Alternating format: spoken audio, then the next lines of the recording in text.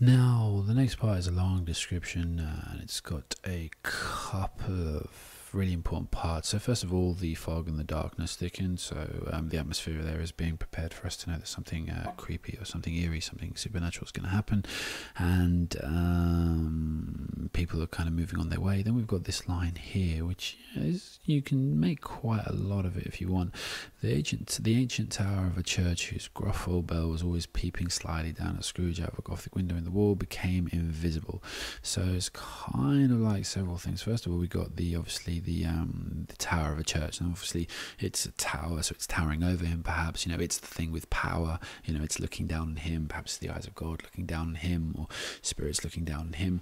And we get that in the personification of it's peeping slyly down. So maybe it's something that's always been watching Scrooge. God or these creatures or Marley's ghost have always been watching Scrooge, looking at what he's actually going to do. And then obviously something gothic, something frightening, and then it becomes invisible. And you could argue, I've seen it argued, that in some sense that it's becoming invisible kind of means it kind of slinks off into this fog and darkness with a plan, like kind of that bit in the movie where someone's watching someone, or the killer's watching someone from a distance, and they slink off into the darkness and then come back and do what they have to do. You could argue that. I think it would be stretching it maybe one step too far, but again, I'm just giving you ideas and do what you want with them.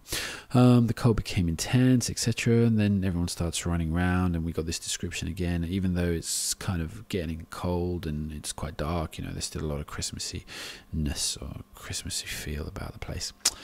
Then we've got the we've got some people come, and again someone else come to ask for money. This time it's very short.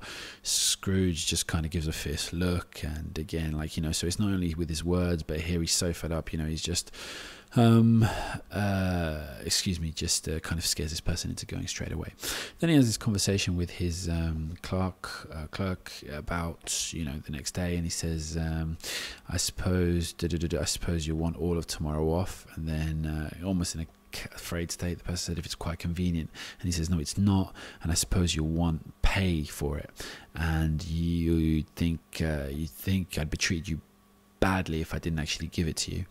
And then the clerk doesn't know whether this is a joke or doesn't know what to do, because obviously Scrooge has all the power here, but obviously he's being really cruel, and the idea here is about Scrooge abusing his position of authority, etc.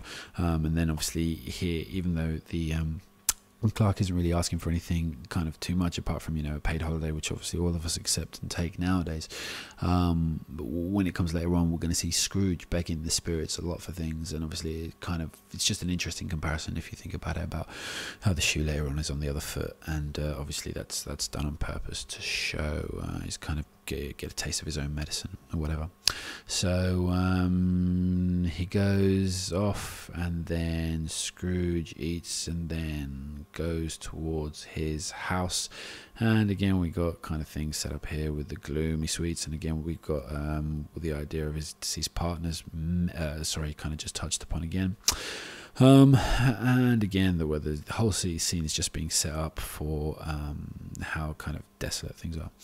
Now, here's the fact that there's nothing at all particular about the knocker on the door. Obviously, when he gets to his own house, that it was very large, and it was also the fact that Scrooge had seen it night and morning during his whole residence in that place, and also that Scrooge had, as there was called, fancy about him as any man in the city of London. And obviously, the fancy here is kind of like the superstition, the idea of superstition.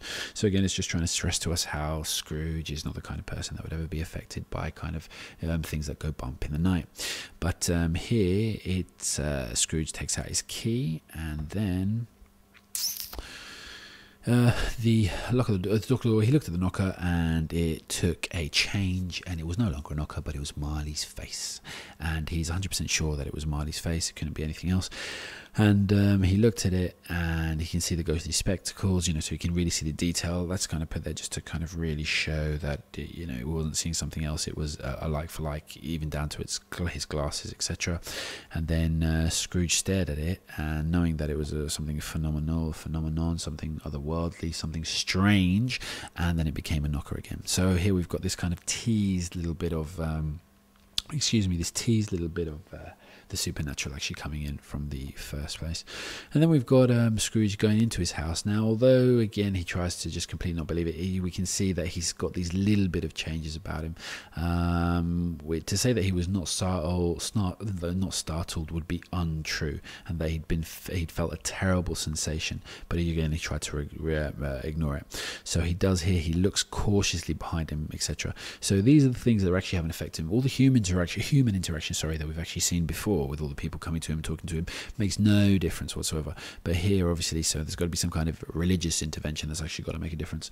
And one of the things you can actually kind of look on or draw about this, or you maybe in your essays find something to actually discuss, is Scrooge's transformation, some kind of link or comparison with the transformation of Saul into the Apostle Paul on the road to Damascus, that was only done as well by a religious intervention. Obviously not exactly the same as this one, but I'm just saying you can draw a comparison there if you so wish. And again, he says poo-poo, fufu, whichever way you want to pronounce it. He's just basically, I'm just seeing things, forget it. And then he kind of walks through, closes the door, and then he kind of locks his doors, etc., etc., etc., and he tries to actually forget it. Then he goes up and down his stairs, and again, he's walking around, and the idea is here, you're kind of stressing two things all throughout this passage. First of all, that he tries to, make sure that everything's safe and etc., to show that he was slightly affected. And also there's a couple of stresses on things like the show again, his cheapness, like the fact that he doesn't actually light anything, etc., etc., etc. So he goes, double locks himself in this room, and then he looks at the this fireplace in front of him, and on it, around it, there are some etchings. We're down here now, and the etchings, and it was built by a Dutch merchant long ago, and paved all around it with quaint Dutch tiles. And again, we get some religious imagery here, religious ideas that illustrate the scriptures. So again, we've kind of got this idea. Again, we've seen this church, and we've had the message of Christianity, and now we have some examples of people from the Bible, etc. Now, excuse me, I don't know what all of these are, but some of these are sinful people. So we've got the idea here of Cain and Abel. Obviously, Cain killed his elder brother. The Queen of Sheba, hers was something to do with arrogance, and obviously the apostles, etc. So he's looking at all of this, and gives us the reader, ideas of lessons, etc., of people and how they've done things or committed things, etc. The apostles setting out to sea. Obviously, you can research all of these, but in that midst, again, in that kind of religious mix, again comes the face of Marley, and it came like an ancient prophet's rod and swallowed up the whole. And the idea being there, I think the allusion is to Moses, and the staff he had when he went to confront Pharaoh, that he turned into a snake. I think the idea was just it changing into something else.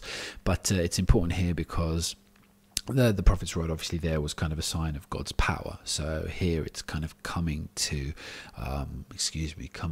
perhaps Scrooge as a message from God, something from God, something that's going to swallow him up whole, something that's going to change his life, something that's going to make a strong impression on him. And again, it also could be communicated in a way that it's a kind of punishment in sorts.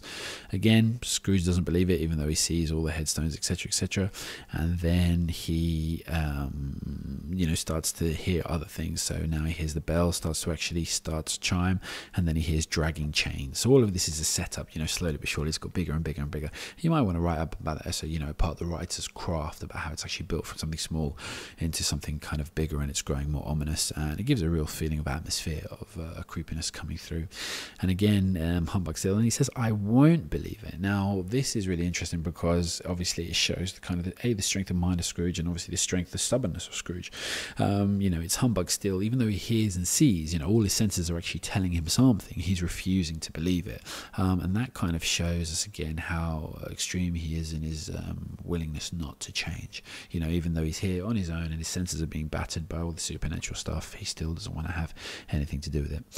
And then here comes in comes Marley's ghost, and then we've got this description of Marley's ghost with all these kind of things that he recognizes him with exactly from his time on Earth. But then after that, we've got this second part where he's got these all these extra things kind of stuck to him, or kind of dragging him down and holding him. And Scrooge had often heard it said that, and again, so that line is in there here, just to kind of lighten the tone a little bit, just so the audience wouldn't get too kind of freaked out or put out by what was actually happening.